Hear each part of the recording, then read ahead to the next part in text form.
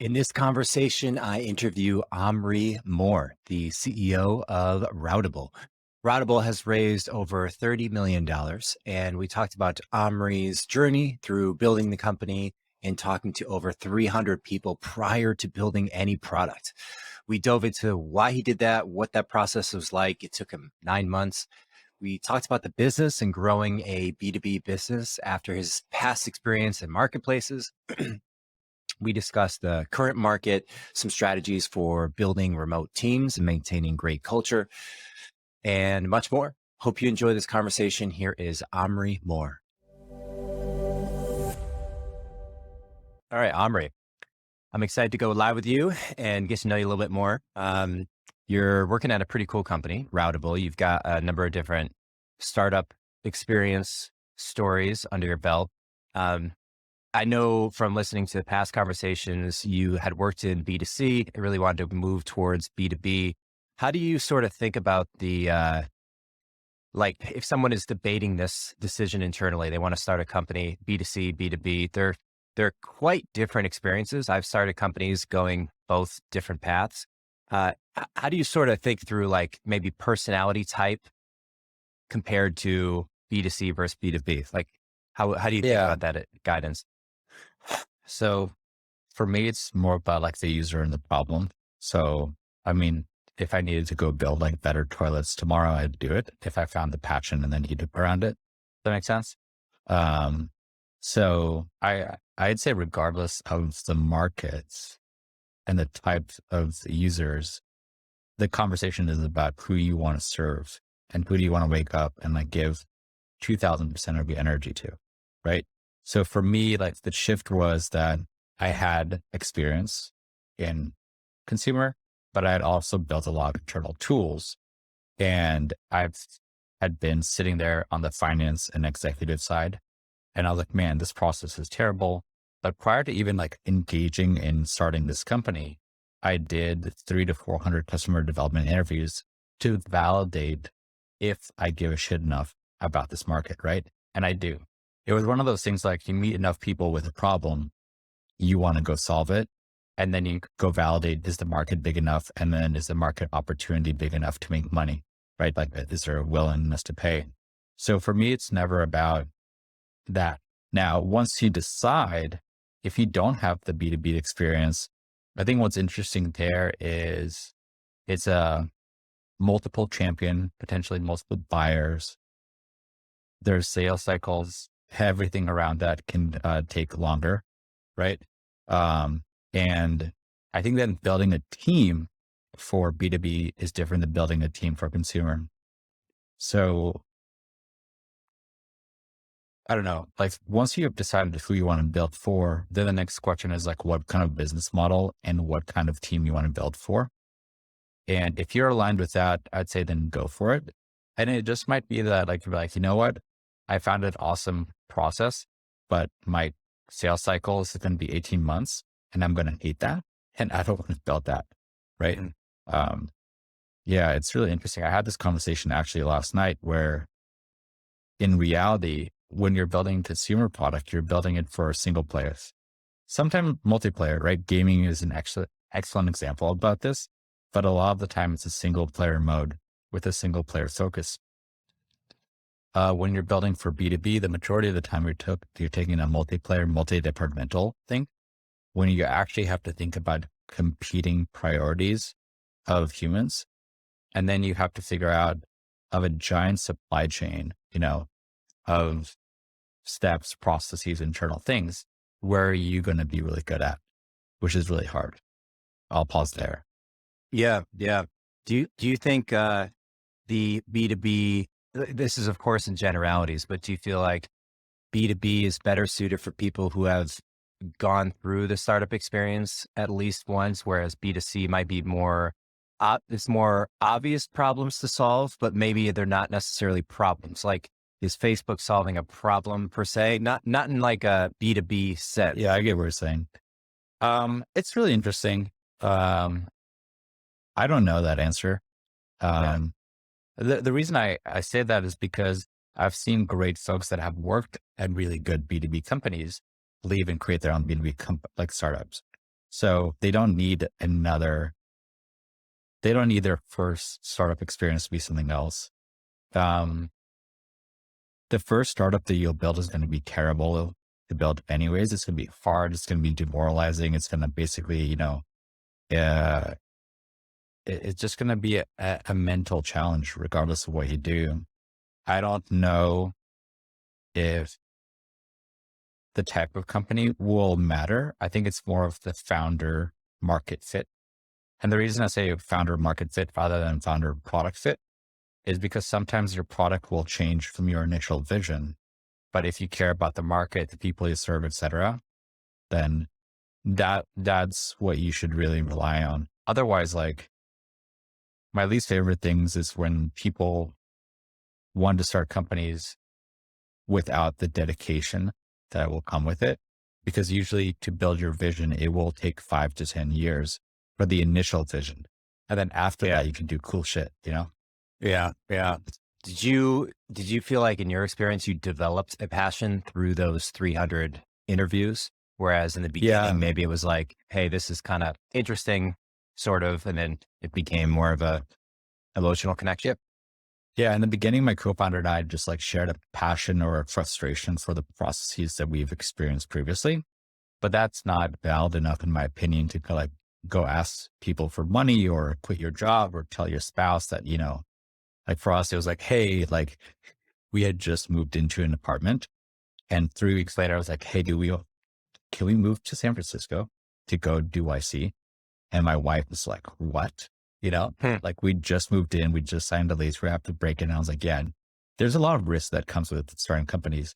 So yeah, for me, prior to making all those difficult decisions, I went from having a hunch to building true affinity for the buyer, the user and the market. And actually, like I was playing around with several ideas, right? Cause like, you like to tinker, like you're trying to always figure out what's next, right? I'm sure before you started this podcast, there were also other avenues that you could have done. And for me, it was like, I love this potential customer. I truly enjoy the market. The work is extremely challenging. The market is large enough so like if I really, really work on it, I can have like a 20-year business plus. And then the final thing was that there's actually a business model behind it. And I say that because previously, like I started companies based on the buyer, but I didn't think through the business model, which is sometimes a shitty thing to feel as you're a couple of years in. You're like, wow, I need to change my business model or the way I think about acquiring customers, which isn't just never a fun conversation. Yeah, agreed. So let's talk about Routable a little bit. What was the initial problem that you then decided to have those 300 interviews? And 300 conversations is years worth, right? So like, how did we you did go it in about 9 months? Yeah. So 9 months? the initial problem is my co-founder and I both were marketplace founders, and we both had like the not common, but really frustrating experience of trying to pay like thousands of tens of thousands of vendors. Yeah, you can call it sellers for a marketplace, but in theory, they're a vendor. They're someone that needs to get payments, and you need to give them data, and you need to do taxes at the end of the year, so you need to do compliance and all those things. So we both had that very broad experience that doesn't lean into finance. And then the next step was validating that my co-founder had that same experience, right? Once we realized that we kind of shared internal tools that we built, et cetera, it was very common. And then we spent a little bit of time digging around, doing research, et cetera. And then once that went through, we said, okay, this is interesting enough to start doing research. What was the marketplace? I built I'd say like an artisan marketplace called Ziibra, and my co-founder Tom worked on E24, food delivery network. So did completely different type of ICP of who you're sending money to. However, the internal operations were very similar. So then we are, okay, so marketplace operations are tough. What other kind of industries have to deal with like more than 1,000 vendors a month, even 500 vendors a month? Because in the business payment world, either like your accounts payable is a thing you brush off and you can quickly do, or it is like 7 departments working together every month to like just power through it. And we had lived through the latter, which was kind of the chaos world. And we wanted to understand, is this just a marketplace problem? Are there other industries that experience this? What does the market look like that? Once we really dug into it and had a few conversations with like friends and peers and did some research, we said, okay, we need to go talk to people in finance. And that's when 9 months started. And we just started building a giant spreadsheet of people that we want to talk to and we didn't know, and people we did know and we wanted to talk to. And we kind of built that gap. So after every interview, we would ask, so every person that we interviewed multiple times. Yeah. And then after each interview, we also asked for an intro to 3 other people in their network. And that strong intro was really awesome. Interesting. So this was kind of like a sales process in so much as it wasn't a like product discovery or product market fit validation. 100% product market fit validation. We wanted to see if we should raise money or we should quit our jobs or we should like, my co-founder moved from Tel Aviv to Seattle at this time, like making big leaps. We just wanted to validate that. We had nothing to sell. We had no product yet. We just went there and listened. 45 minutes, an hour. What is your process like today? What do you hate? What doesn't work? What tools do you use, et cetera? Just being as empathetic as we can. And again, the more of these conversations you have, the more patterns you start seeing in your brain. But also at the same time, the more conversations you have, the more you build that affinity for these users and the more you understand what other departments that they work with. So for me, like by the end of it, I was like, yeah, I'm ready to cut my arms off and, work on this thing. Right. Like I was so jazzed about the problem and I was like, this is a really fucking hard thing to solve. So like, we're going all in, like you're either going to really solve it or you're going to fuck this thing up. And there's no landing in the middle. And it was a really large engineering problem too, which made my co-founder and myself excited. So yeah, like it's a big mountain, Why do you think you felt insufficiently motivated at 50 people and felt like we have to get to 400 in 9 months? Because you could have done 50 in 3 months and then spent 6 months building, just poking at it. One of the things I talk to founders a lot, but like this market is very big. There's already a lot of incumbents in it. I had to figure out our wedge. So the first 50 validated that this thing was a problem. And we started understanding kind of the profiles, their workflows, all that stuff. But I feel like if you're going to start a company, you need to have a wedge into the market. And that took us a little bit of time. That makes sense? Now, when I say 9 months, it felt like a breeze. I remember talking to my co-founder about this and raising money, and it felt like it happened in 3 days. But that's what we did. We just lined as many conversations as we could per day. We went into offices back when this was like acceptable, like COVID didn't exist. Yeah, I really enjoyed it. Just to also talk to banks, like we went like all around the ecosystem and try to constantly just get a repeatable pattern. And then once you got a repeatable pattern, then you started like to get like click in, and it got a little bit more like design partner oriented and a little bit salesy. Hey, if we were to build it this way, hey, if we were going to do this, right? And then by the time we raised money, I remember my beard was really long and we weren't actively raising money. And we said, you know what? We have savings. We can do some contract work on the side. Like we're not going to raise money until we have customers. And I remember one of my former investors, Mike, like saw me with this like beard looking like, I hadn't taken care of himself in a while. And he's like, what are you working on? And I was like, what are you talking about? And he's like, you look like shit. You've been in a cave for like a year. What's going on? I haven't seen you in a while. And I was like, oh, I'm working on this idea. And he like pulled me into a room, sat me down, made me tell him what we're doing over 30 minutes. And then he's like, all right, I'm writing you a check at the end of this conversation. Just go do it full time.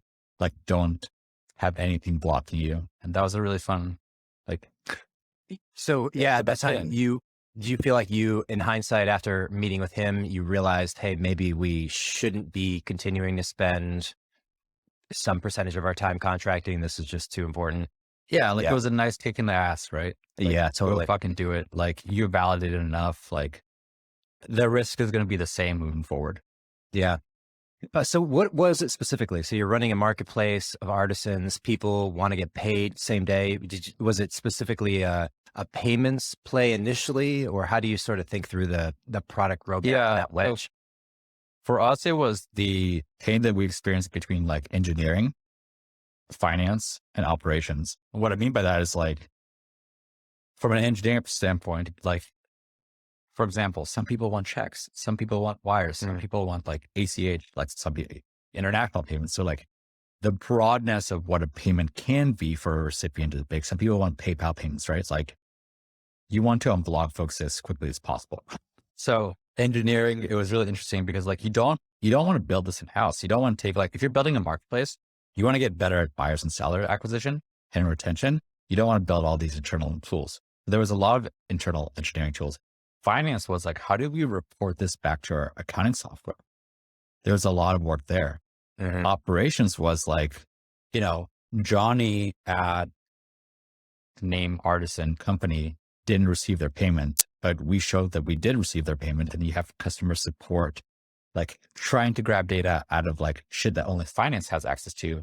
And then like when you're rushing to write code, you don't really think about sending that data to Looker or somewhere else, right? Like, so engineering has to pull data and so forth. So we're like, okay, there was a triangulation between these three departments that work together all the time. And then there was the clicking on what's next. I think what's really interesting is what we found is sometimes you have more than those three departments working together. Sometimes you have less. Like there's a lot of like sexy tech companies that are just like, just finance powering through this. No operations, no engineering. Sometimes you have to bring compliance and treasury into it. So it really depends on the experience of the company over time and how they built it and how focused they are on their like vendor experience per se. Um, but I don't know. It was just cool. Like Yeah. we just kept seeing patterns. And I'm a person that like, I'm a very rhythm oriented person. Like I like my weeks to be somewhat the same. I like to focus on the same things. And when I kept seeing patterns, there was like enough there to keep digging and keep validating that stuff.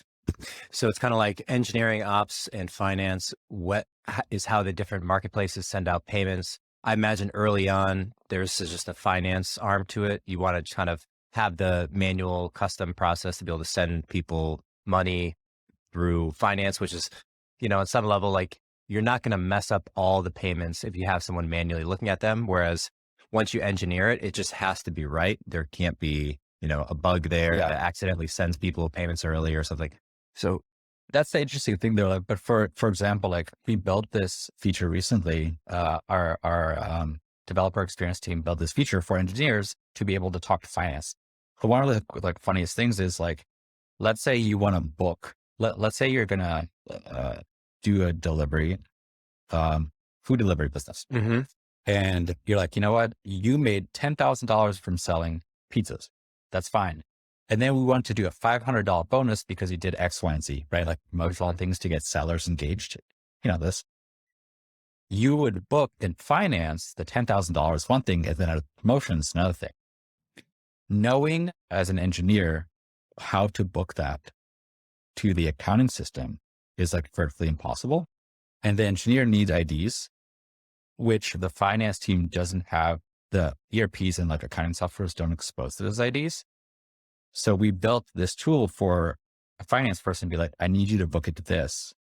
And then we query the ERP and then return the data as an engineer needs it. So like a translation layer for teams to talk to each other. But these, like, I know that sounds silly, Mhm. but like what we've seen is people book spend to the wrong thing, which ends up like messing up like how you report stuff to the board or publicly in audited financials, or you overpay or underpay and so forth. So it's one of those things like the more time we spend with our users, the more we understand about like what they need in order to succeed talking together, right? Because we do see it as a supply chain and kind of a relay race, right? Finance, hey, this is how I need you to report the data. Engineering, cool, I made the transfer. Operations, great, we got a status update. Like, do you know what I mean? Like it's a bunch of tiny events that happen over time. And is this the concept of the wedge where you first introduce a product to the market that is I think another word for this might be like a Trojan horse, where it's a simple, easy to say yes to product that gets you in the door, and then you can kind of expand out from there. Is that Yeah. line up? I'd say yes. Like, I mean, like for what it's worth, we have a lot of competition. Like we walked into like a very Mhm. mature market. So yeah, like we started with folks that were having that specific problem, and then we built out a more complete suite for general finance teams that are maturing and growing and might eventually add that. Right. So that was our wedge up Yeah. front. We went to a lot of marketplaces. Then we found out that like in the gig economy that it's similar. Then we found out that in healthcare it's similar. And like now we're like, traditional industries, right? Manufacturing, et cetera. But we get more mature, like in the industries that we target over time by building more functionality. Luckily, though, the functionality that a delivery company and a manufacturing company needs is actually very similar because regardless of like all the nuances they do with finance and engineering and everything, there's still a common practice on how to get things done, right? Like, Mm. for example, you write a paper, like, you can have many different ways to like write something, but you're probably going to end up with paragraphs and spaces and periods, like a punctuation. It might be different in different languages, but the same concept's going to be there. So we've been able to see patterns across industries and invest our time by, prioritizing the needs of multiple industries over time. And so would you put this in a like a marketplace infrastructure category? Is that the right way to think of it? Now, just like Yeah. boring accounts payable Accounts software, payable, it's just supercharged. not Yeah, necessarily for marketplace. well, I mean, we do have a solution for a marketplace. So if you do go to our website, like we actually have industries now and all that stuff. So yes, like if you have a marketplace and you need to move a lot of money and, it's getting out of hands for sure. But I think that now like we've broadened it into, really like what we call this mass payouts because it's a Mhm. lot of money movement, and Mhm. mass payouts just means a lot of accounts payable, right? Mhm. So for anybody that's, growing the amount of output of dollars or the amount of vendors that they're adding to their ecosystem in finance, they run into this problem eventually. And for us, we really want to be the true owner of, oh, you have more than 500 vendors? Cool. Talk to us. You have more than Mm. 1,000 transactions a month? Talk to us. You have more than 25 people that need to approve something? Talk to us. Mm. So that's how we're thinking about it. And it's not a tool for everyone, but the businesses that need this tool are ever growing and they're profitable businesses that are here to stay. So it's one of those things that's really interesting. I never thought I would be working on this. Yeah. Like this is not a sexy problem. Yeah. Nobody talks about what we do, but I really like it because like Yeah. Like, it did it just, become sexy to you through those conversations? And like, what is yeah, it really? Is it like the emotional connection to the people that you can pull up in your head? You're like, oh, I remember Jane and Jack, and like, I think connect with it. it's that like I love talking to our customers. I love understanding their problems. I love understanding the problems by industries. And two, I also like just the size of the challenge. Mhm. Like honestly, like I don't know if you go hiking or surfing or snowboarding, like what's your cup of choice, but All of them. at some point, Yeah. yeah, exactly. Like I don't know, you do a 2 mile hike and then you do a 60 mile hike, not in that order, but Yeah. and like you get some like icicles building up like your beard. Yeah. Yeah. Yeah. So I think that as we continue to grow, the opportunity behind the challenge is very rewarding. And I also fucking love my team. So, like I think at the end of the day, like I think we've built a really great culture. We have really great team members. And I just want to put our team in a position to win. And then I want to win in the market. So, you know, Yeah. And simple as that. was it crowded when you got into the space, or was it more like Yeah, the timing it of was, that time? 'Cause you guys raised no, it some was money, right? crowded. You raised, well, Yeah. you did. Yeah. And We raised some money, but it was crowded. It's been crowded and it will be crowded. So I think that's one of the biggest things I remember that when our YC interview was like, oh, we fucked that up. why'd you think Because they that? asked us because 9 minutes of it out of 10 was how are you different than competitors? We Right. never told them what we do. And then they said, so what do you do? Um, but I just remember like Tom and I just being like, mortified by the fact that we didn't even like, we came so prepared with all this research and experience and stuff like that. And I just remember the interview, and obviously it's probably different than those who interviewed us. Like they probably have a different lens of it. But I just remember Tom and I walking about it like, oh my God, all we did is talk about our competition and we never explained even what we do. And I just remember like, fuck. Well, you know, like that's kind of the feeling like that didn't work. We'll figure something else out. Yeah. But it did end up working out. And do you feel like in hindsight, you honestly answered the questions with enough sophistication to impress the team? Like you were able to answer those questions, or you kind of have said, I would love to like actually ask them what the fuck went down there, because Tom and I just like felt like we just got punched in the face. Not that they were rude. They're asking really good questions, but we never like, you know, like when you go into these interviews, especially as you're fundraising, like you have some sort of like thesis about how the conversation will happen. And this just came out of left field. We'd never felt comfortable. And it was like one of those things where like you work so hard, and think about it. We just had come off 9 months. Yeah. You know, we hadn't built anything, but like we had so much confidence in what we're doing. And then we're just like a shock to our system. Like, wow, we thought we were prepared, but we didn't know what we were walking into. Yeah. It's an interesting relationship between like the confidence you get from building product and you get from deeply understanding the market from talking to people. I think there's kind of you're almost like, it's difficult to say because in some scenarios you just can't talk to customers. Like you can talk to people who might potentially use a thing, but they don't really have the problem. And then to try to postulate or like say, this is what it's going to be. If you don't build a product, it's hard to know. So obviously, people paying is the ultimate source of confidence because you know that there's value derived there. But, it's the chicken and the egg of startups. And a good investor will ask the questions that are the most sensitive. They'll find the Achilles heel and they'll really try to assess. Hence that's how they justify their earnings at the end of the day. I agree. Yeah. So good on YC. And you guys went through the program in 2019? 2017. 2017? Summer 2017. Yeah. That was fun. Yeah. And we started the program with no code written, and we ended the program with a product. I think that was like one of the hardest things. Like I remember Tom and I just like did nothing. We rented an Airbnb and all we did was write code for like 6-7 weeks in a row. It was like long days. I remember we wrote a lot of code and like what's it called? Sweet Greens. So it was a Sweet Greens Palo Alto. If you just like, we'd go there for lunch and not leave. Yeah.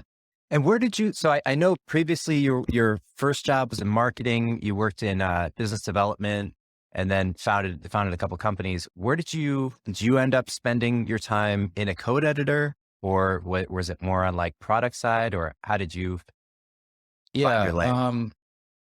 So my co-founder, Tom, was born to code and solve math and all those things. I think for me, it was just like, in a previous company, I couldn't contribute. Like one of the most critical phases of companies is getting it off the ground, right? Before you have product market fit, before you have go to market fit.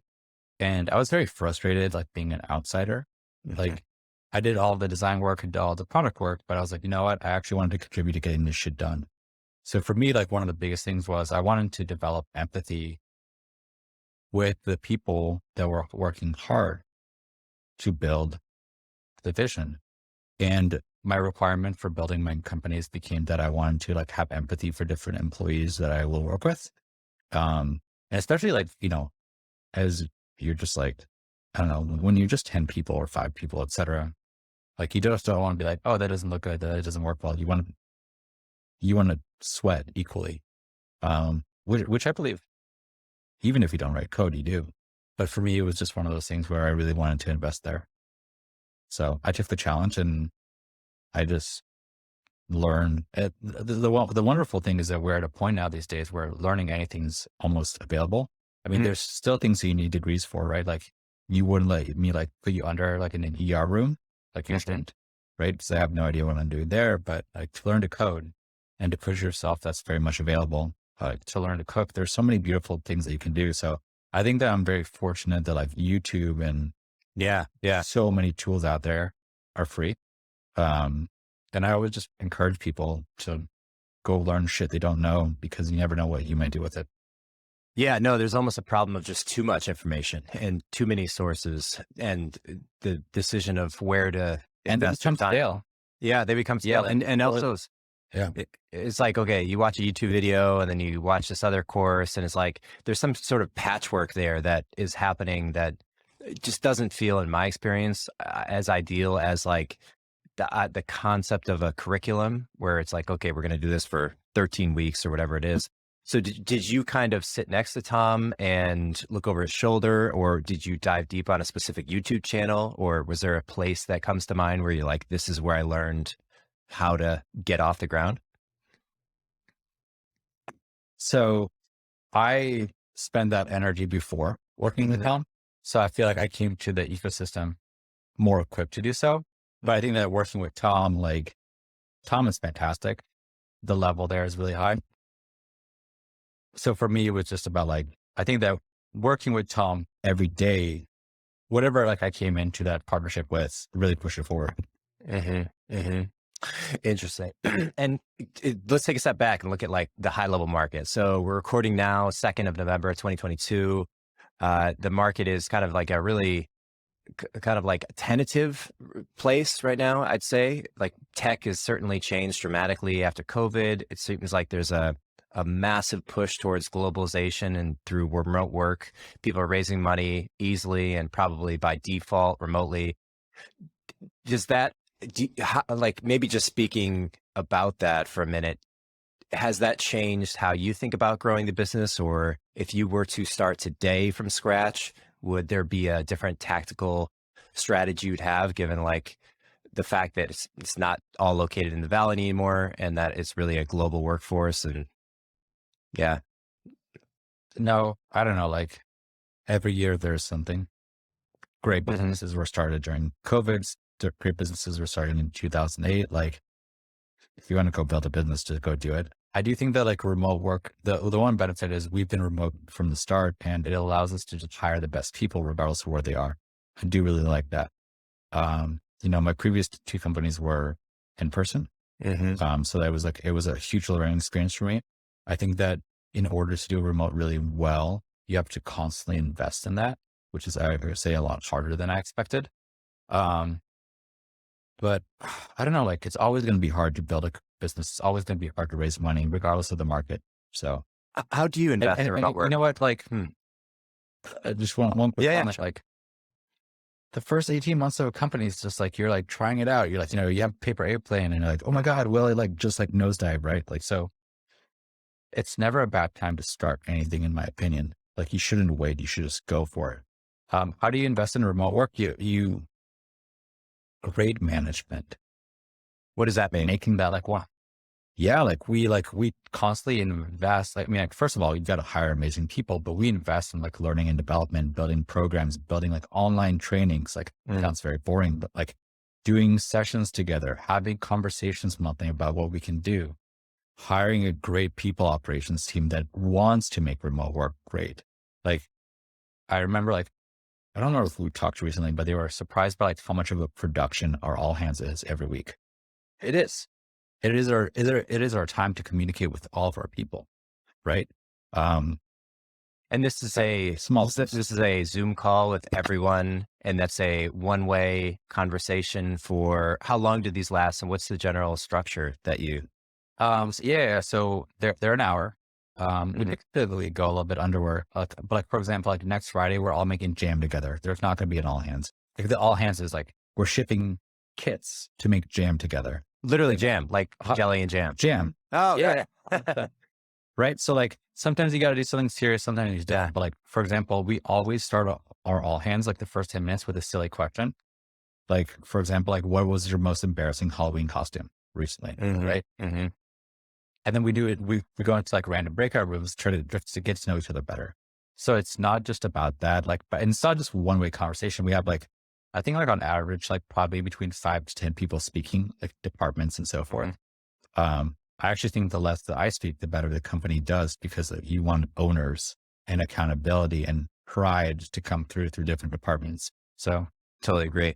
And Yeah. do you think of it as a reporting? Like these folks are reporting on the different departments with some kind of metrics that they say, this is how we did for the last week, or We definitely share reporting, but I actually think about it more as creating empathy between departments, because the number one thing that I've seen throughout my life is departments can either hate each other or love each other.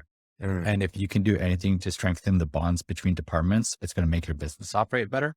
And empathy is a huge thing there. So I think that the way I look at it is let each team celebrate themselves, their peers, and the business together. So is there a specific structure that is employed across the different teams to do that? Or is it more free flowing like, hey, I observed Joey in marketing? Is it more anecdotal stories, or do you think about a particular structure to this? I am not a big fan of myself of like passing down like structures and processes. Mm-hmm. Each team just says whatever the hell they want to. Mm-hmm. I think it's okay. Yeah. So Yeah. More or less just open town hall conversation. yeah. And how about in person? Do you guys make an effort to get together in person, or have you so far? Yeah. So before COVID, we actually did quarterly offsites. Okay. And we were a much smaller team. Yeah. Now we do it annually. We also go to a lot of conferences. So like for conferences, we try to get a mix of people going to them just to make sure that they get that camaraderie and just getting to know each other and so forth. And then like, yeah, we are having an offsite coming up in December. And for that offsite, will it be like, how do you think through that? I ask this question because so many people are in a similar situation where they run remote companies. They might be 20 people, they might be 200 people, but they're now dealt with the situation of flying hundreds potentially of people from around the world into different airports and different accommodations with different needs. And I think about what does that sustainably look like? And is it every company has their like internal travel agency effectively and they just figure it out? Or have you seen any Yeah. interesting companies pop So up to support this? no, it's been kind of our people operations teams and managers working together and kicking ass. I don't know, like the cost of an offsite is big. I don't know if I'd want to pay an agency to make it even bigger. You know what I mean? Hmm. Um, I don't know. It's really interesting, but like, it's just one of those things that really matters for our people.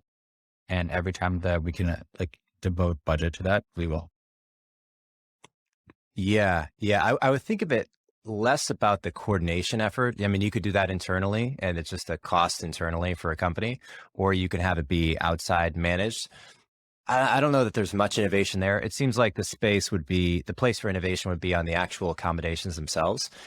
Right now, you're going to probably find mostly hotels, suites made for couples, maybe families, maybe small groups for corporate I events. don't disagree with you there. Like, but you know what the really weird thing is like, how do you sustainably do that? I think that's a great conversation to have. Like, can you host 1,000-person company? Can you host 100-person company? Can you host a 20-person company?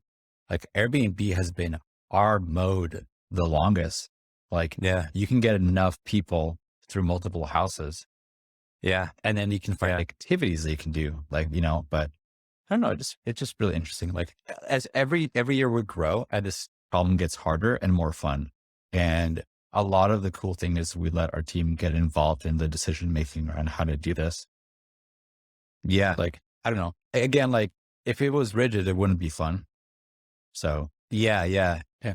Yeah, well, fun's an interesting way to describe it. I imagine if for a company, say the company that's like 5,000 people, they're completely decentralized remote. They want to get together. It's almost like in a sense, it's like a mini Burning Man pop-up. Like you can rent out a ton of condos and Airbnbs, but at some point you just aren't going to have, I mean, unless you go to Vegas or a couple cities, I there's will just not report going to back to you when we get that large. Yeah, I have no idea how to handle that, be. Yeah. but that's okay. Right. Like, and for what it's worth, the operation that we go through now to get it done is completely different than what we did 3 years ago. Yeah. So you just learn. What outside of the business is most interesting to you that you spend most of your brain cycles on? Um, ugh, I watch a lot of basketball. Um, I like to go outside. I'm doing a half marathon soon. Nice. And then it's honestly just like I like spending my weekends helping founders. Hmm. if I can. I think that like it's tough. Um, and I really like it when people put themselves in a position to take on a really big challenge. Like, right, going back to what we said earlier, like to me, the challenge of building this business is equally as exciting as the day-to-day work, right? So, Hmm. when you get into kind of a lull Hmm. mentally or physically, whatever it is, you have to like, let's say you're doing like a 5-day hike and it's extremely challenging. You're not looking just like up the whole time and be like, fuck, there's another step. Sometimes you pause and you look at the view of what you've already done. Right. Um, so whenever someone starts to embark on that journey, I think it's a really fun thing to do. And I just like to be Yeah. around available. Hmm. Yeah. Same, same. I really love the outdoors. I've done a ton of marathons and, also love helping out other founders. So I resonate with you there. Well, Omri, this has been a lot of fun, man. Where are you online? Are you actively tweeting or blogging anywhere personally? We'll have the company The link. majority of my tweeting, uh, is done to help our marketing team put Mhm. more of our stuff forward. Yeah, sure. Um, What do you think if about anything, that, by the way? on LinkedIn. Can I ask about that? Um, what do you mean? Well, I go back and forth. Like when I was like actively running a startup, venture funded startup, I would have this internal dilemma. Like, do I want to just be a megaphone and just like push advertisements on Twitter for the project that I'm working on, which is usually not very interesting to people and gets relatively low engagement? Or do I want to distinctly have this be my space where I can iterate and scratch pad and build my personal brand? I'm just curious if you've given it a conscious thought on that. Yeah. So I'll put it this way, like marketing asked me to post a lot of stuff, but I'm proud of the work the team is doing. So I do want to share it. Right. But I don't know. I'm not I text people, you know what I mean? Hmm. Like you don't see me like posting an opinion on something that happened recently. Yeah. Or something has to be like grave for me to do so. Hmm. Um, I don't know. Twitter's not as much my jam, so forth. Like, I don't know. Yeah. I text people, WhatsApp, like Yeah. I'm on Slack all the time already. So, Yeah. a lot of at the end of the day, like to end my day, like, I'll take care of myself. I'll cook for my family. I'll watch like a lot of anime. Yeah, I don't know. You know what I mean? Like, Yeah, you find your fill elsewhere. that's it. Yeah, yeah, yeah. Yeah. I guess like I don't have the desire to read other people's opinions about things that are happening in the world as much Hmm. to get my fulfillment at least. So yeah, that's fair. Yeah. Well, I appreciate the time and congrats on everything. Anything else you want to throw out there? Has there been any particular, I like to ask this question, books or people or sources of inspiration or knowledge that you've stumbled across fairly recently that have impacted you? That's a great question. I should have thought about this in advance. Um, man. So books right now, no, transparently. Um, People, it's too personal. Like, I don't know. Um, but I think like for me, like I just like watching sports right now. Like, I don't know, like, my wife's family is a huge Seattle Mariners fans. Hmm. And I don't know if you know, but they like hadn't made the playoffs in 21 years. And they kicked ass for part of the playoffs, which was good. Made it to the playoffs, kicked ass. That was very inspiring. I think that like for me, whenever you watch a team do something together to achieve something extremely hard, you understand that it's all the intangibles and it's all the small work. And it's not, I mean, whether someone in basketball is my favorite thing to watch. Like if someone had this 50-point game, it does not mean that they won the game. Right. And I think that most teams would rather go on a 15 game win streak than to have a player average 40 points a game. Hmm. Right. So to me, it's always just like inspiring to see people do things when the majority of folks will doubt them. And yeah, Yeah. like that gets me, that gets me motivated. And that gets me excited. That makes me want to go invest in our team. Go Mariners. All right, brother. Thank you so much and talk to you soon. Appreciate it. Thank you. Bye.